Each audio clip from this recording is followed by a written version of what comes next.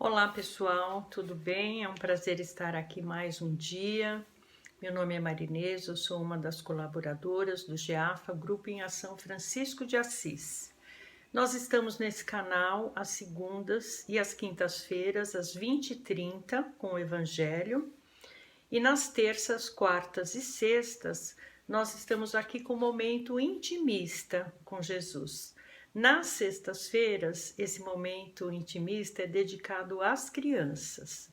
É um especial preparado com muito amor e carinho pela nossa colaboradora Carol.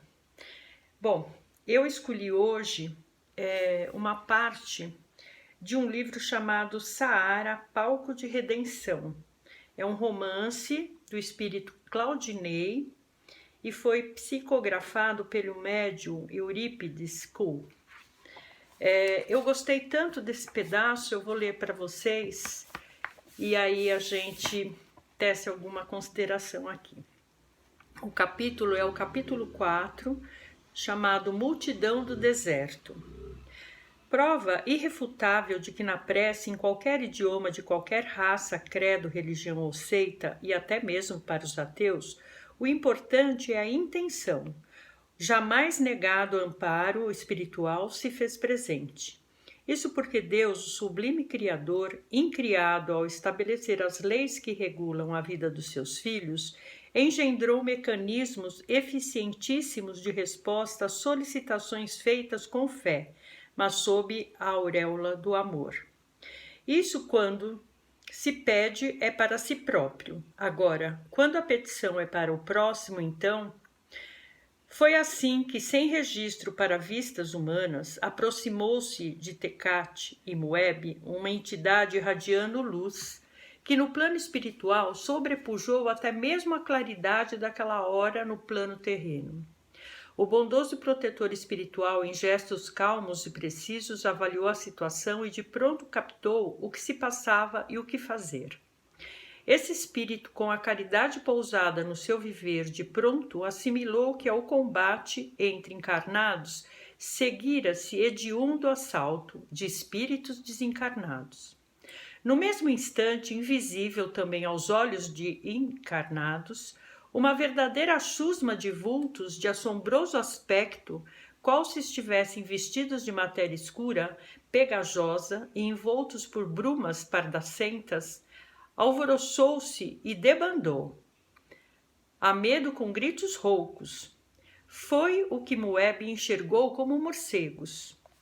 O olhar da luminosa entidade, ao mesmo tempo sereno e pesaroso diante do que via, dirigiu-se para o bando de desencarnados, que quais hienas ali haviam comparecido para aurir vampirescamente os fluidos vitais restantes dos moribundos e dos despojos, de início de animais, mas na sequência também dos homens.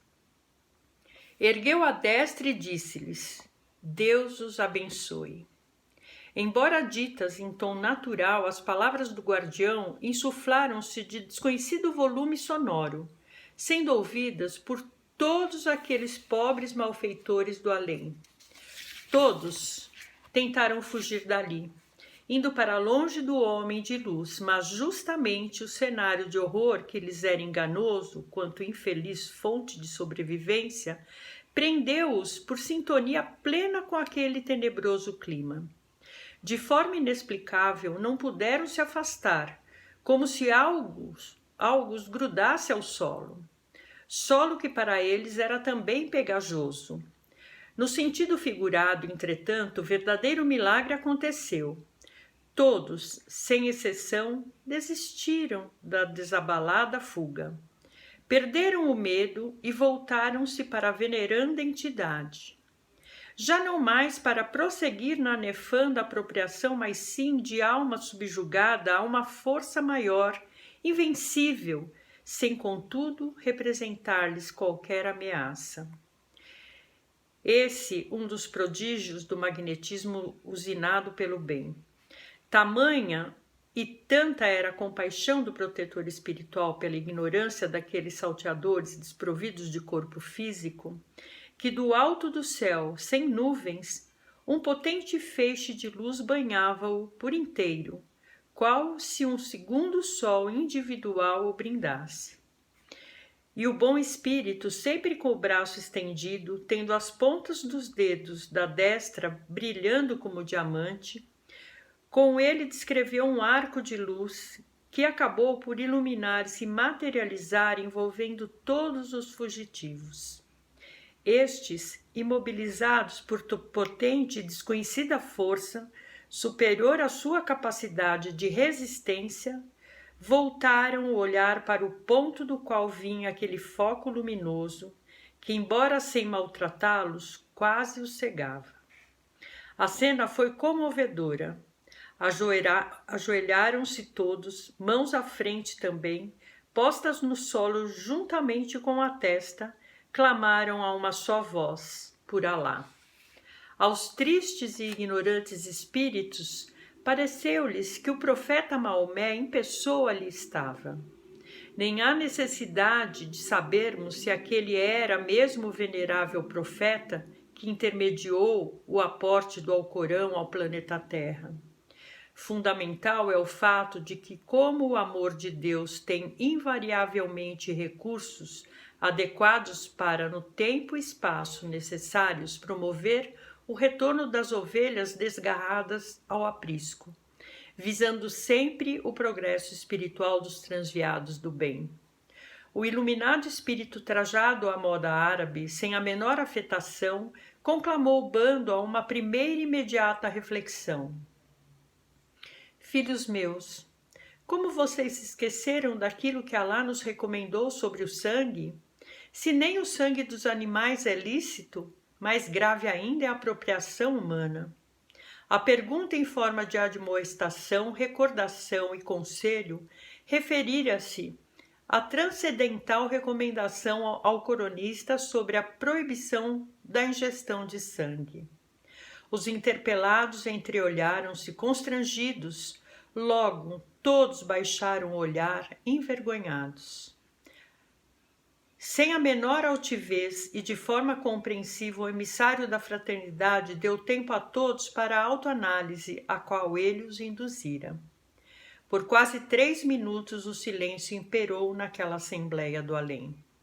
Foi então que o amor pôs a descoberto quanto é sublime justamente na paisagem hostil, tanto material quanto espiritual.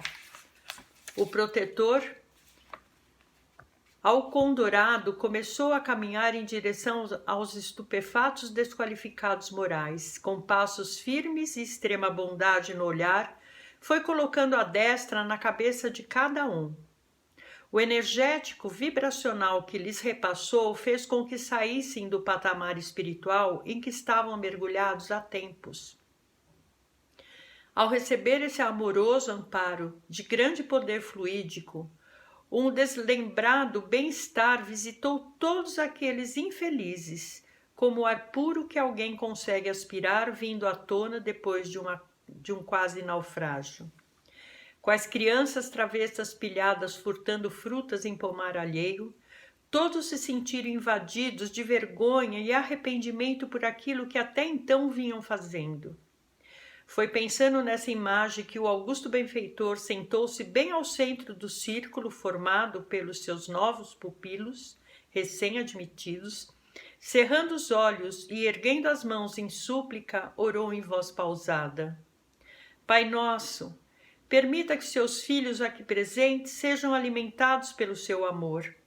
Afaste deles, Senhor, a sede e a fome, dando-lhes de beber a água viva do Espírito e o alimento sagrado das bênçãos da natureza, nossa Mãe dadivosa.